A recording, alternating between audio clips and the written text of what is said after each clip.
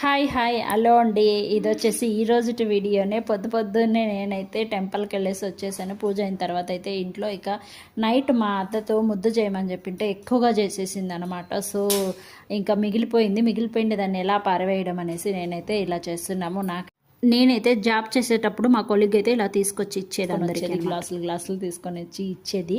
ఇలా తాగితే మేము ఆఫ్టర్నూన్ వరకు ఒక్కొక్కరు గ్లాస్ ఒక్కొక్కరు తాగేసేవాళ్ళము. తాగుతూ ఉంటే ఎవ్వరు మళ్ళీ ఆఫ్టర్నూన్ వరకు టిఫిన్ అదే చేస్తూ ఉండదు, అట్లా ఉండేదన్నమాట. చాలా హెల్తీ కూడా ఇది.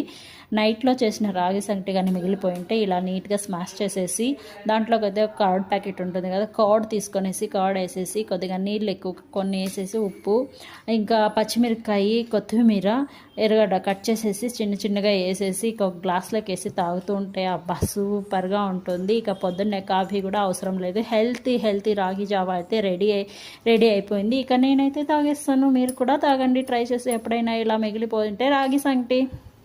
మీలో కూడా ఎవరైనా ఇలా చేస్తారా? చేస్తే గనక ప్లీజ్ కామెంట్ చేయండి. ఇక ఎలా ఉంటుంది టేస్ట్ అనేది కూడా చెప్పండి.